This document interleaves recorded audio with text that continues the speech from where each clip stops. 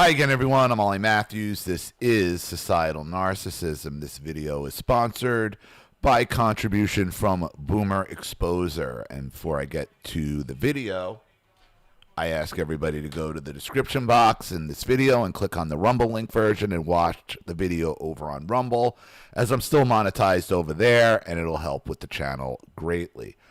On to the subject at hand. And Boomer Exposer sends in a video. Baby boomers, the generation that sold out Gen X. And I've gotten a couple people sent me this. Only one with contribution, so Boomer Exposer gets it. So let's go on to the subject matter. I have not watched this, but looks interesting. The baby boomers inherited prosperity. You inherited debt. And here's the punchline. They think it's your fault. Yup. This here's the American dream. Back when you could buy a house on one income, retire by 60, and still have time to judge your neighbors. It's not on display because it's old, but because the judging the neighbors part is crucial for these people. That's because what's the point of having anything if you're not judging people?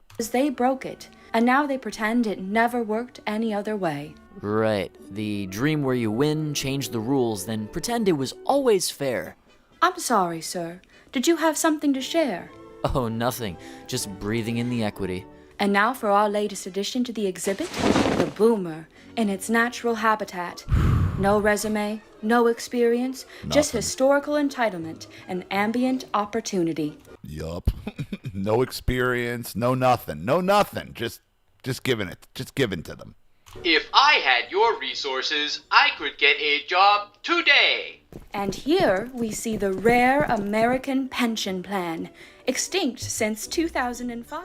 Give themselves these lifetime pensions that you have to pay for. I've been screaming about this for 2 decades. Just walked into the factory and they gave me a job.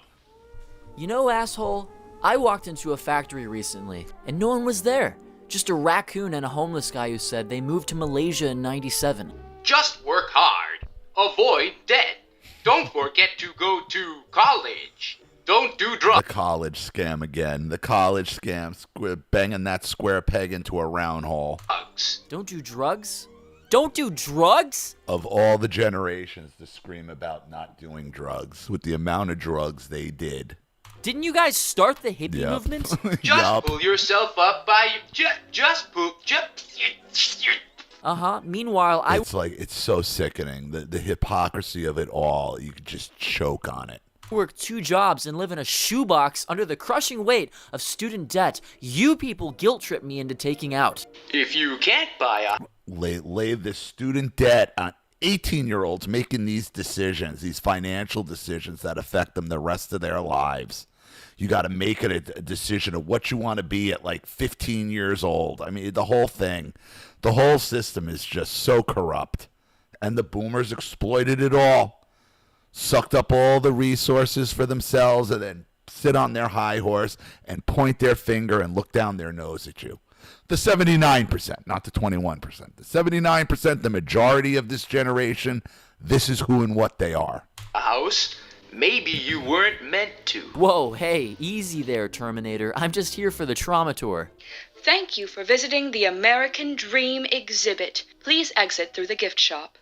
You're lucky I can't take your social security, you vinyl-faced piece of shit. Oh, they will scream. There's no... They're saying now Social Security will be completely insolvent by 2023. Look, Gen X, you're never getting that money. We're never getting that money. No, neither is anyone else. The boomers have vacuumed it all out of the economy. I have my eye on you. Psst. Hey, kid. Listen, man, you gotta get the fuck out of here. They got commie spies everywhere. Shh. Act 1. The myth they sold us. A couple hundred years ago, land was cheap, beer cured dysentery, and you could catch a career in a fishing net. But more interestingly, around the time people still wore powdered wigs without irony, the British Royal Navy had a little trick for staying afloat. If you joined up young and strong, the Crown would pay you in rum, land, and promises, just enough to make you think you were building a future. Of course, by the time your teeth fell out from scurvy and your spine resembled a question mark, that land grant was a damp swamp in Nova Scotia, and the pension was a pat on the head and a cannon salute. So, where's the rum? You were the rum. They sold you the dream, then they sank it. Now enter the American dream, that magical Hallmark-sponsored fantasyland where you graduate on a Thursday, land a steel mill job Friday, buy a house Saturday, and have 2 or 3 kids with a mortgage smaller than your car payment by Monday morning. Yep. And all you had to do was be born before 1964. You know, back when you could afford a family on a single income and still have change left over for cigarettes, cocaine, and a pool. Boomers didn't just have it good, they had it absurd by taking the great work the generations before them had laid out, raised a middle finger, and blamed the government for ruining everything when in the 1950s, the wealthiest bracket of people were paying the highest tax rates at the time. And what happened in the 50s, where it all changed? 1954. Just pull yourself up by your bootstraps. Sir, I'm barefoot. They went full circle, socialist in their youth, capitalist in middle age, and full-on authoritarian in old age. The same generation that once preached peace, love, and don't trust the government, man, dropped the idealism faster than their acid tabs and traded it for real estate portfolios, polyester pants, and Ronald Reagan's bedtime stories. The same people who were raised by government programs, the GI Bill, public housing, and union jobs, grew up to believe that sharing is communism and poverty is a personal choice. They only hate communism when you want to take their when they have to share their money. They want everybody else's. They want everybody else's. They only hate communism when it affects them. As George Carlin described them, "Give me it, it's mine!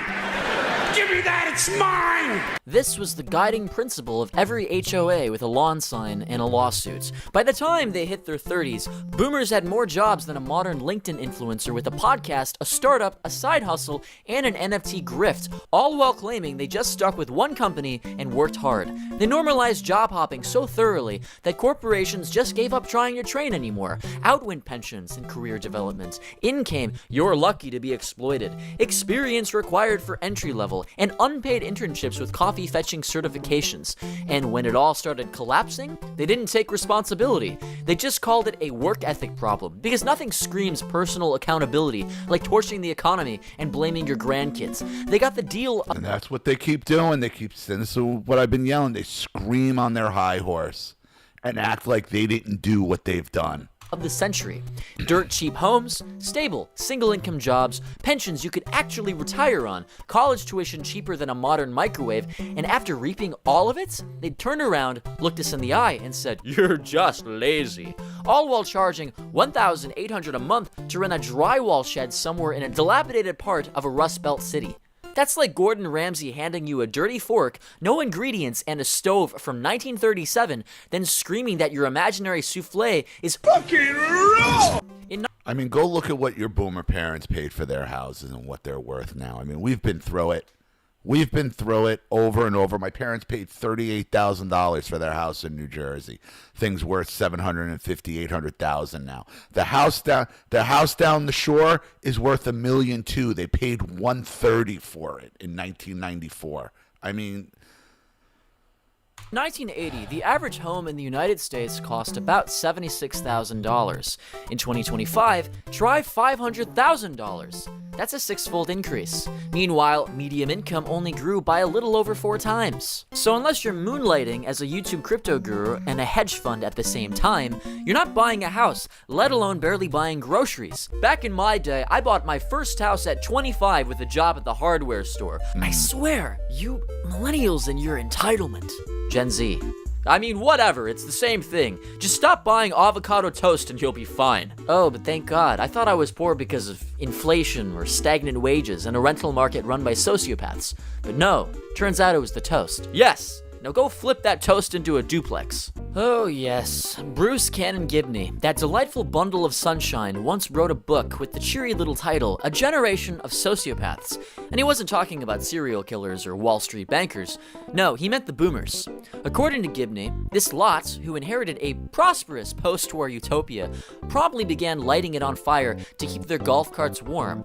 They slashed investments in boring things like bridges, roads, and water systems. You know, the infrastructure that stops society from collapsing into a sinkhole every time. What do they care? They're going to be dead. They don't care. It rains. And guess what? It worked brilliantly. As of now, the American Society of Civil Engineers says 46,000 bridges in the US are structurally deficient, and some of them are in such a bad state of decay, they are classified as functionally obsolete, which is... Well, because the money's all going to their pensions. Like, you can't pay somebody for the rest of their lives and give them full benefits for the rest of their lives and not think it's going to come out of somewhere else. It's a polite way of saying this bridge probably should have retired back when the Beatles were still together. But we're going to see a doctor about that. But instead of, fixing any of it, Congress, largely staffed by the same boomers who built this mess, decided to do what they do best: kick the can down the collapsing road, all while entire cities like Flint, Michigan were drinking lead-poisoned Kool-Aid, and the noble boomers in D.C. were too busy arguing over tax cuts for yacht owners.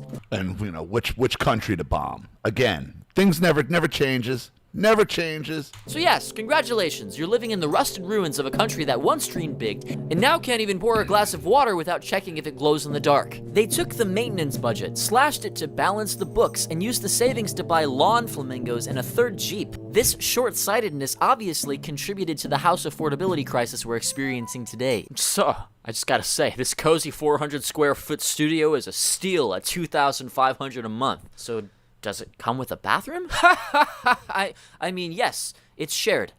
Down the hall.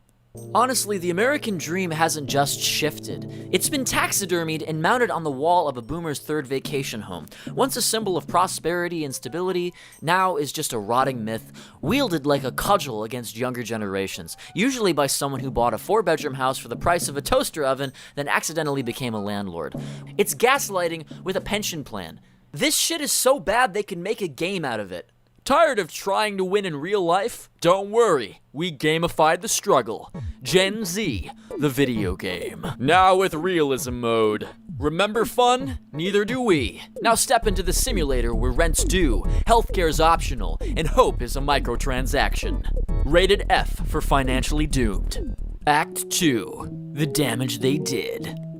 You ever wondered what it'd look like if an entire generation played The Sims, but with real national infrastructure? Because that's basically what the boomers did, except instead of trapping a sim in the pool and deleting the ladder, they trapped us in the economy and deleted the housing market. But since we're already aware of most of this, let's talk about the cliches. Not just the movie villain monologuing before he dies, or the reboot that thinks swapping demographics count as a plot twist. No, I'm talking about the real world. Insufferable. All this shit fails.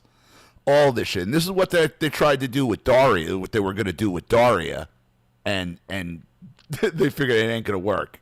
Old cliche. The boomer who inherited society, dismantled it for parts, and now spends their twilight years yelling at minimum wage workers about the price of eggs. Because the thing about cliches is, they exist for a reason. Bruce Cannon Gibney, again, didn't write A Generation of Sociopaths because he was bored. He wrote it because he read the DSM-5 and thought, hey, that sounds a lot like my uncle. Yup. I never even heard of him or this book, but we've come to the same conclusion. All you have to do is read the DSM-5, look at the characteristics of narcissism, and marry it up to the boomer generation and how they live their lives. I mean, it's right there for anybody who wants to see it. So let's go over a few things again. The boomers exhibit the following traits: disregard for others, irresponsibility, no long-term planning, feels nothing after gutting pensions, invests in crypto but blames the kids when it crashes. Instead of just calling them bad policies, how about generational temper tantrums dressed up in free market drag? But remember when I talked about their disregard for previous generations' work? Enter Ronald Reagan, our patron saint of pretending. The man who looked into a camera and told the nation, "Government is the problem," and then proceeded to prove it. He slashed the top tax rate from 70% to 50%, handed Wall Street the keys to the vault, and greenlit corporate stock buybacks previously considered market manipulation, as if nobody should be paying 70% taxes, nobody should be paying 50% taxes. So, I mean, that's a good thing. CEOs were just misunderstood underdogs in a feel-good sports movie. Yeah, turns out the trickle wasn't water and it wasn't going down.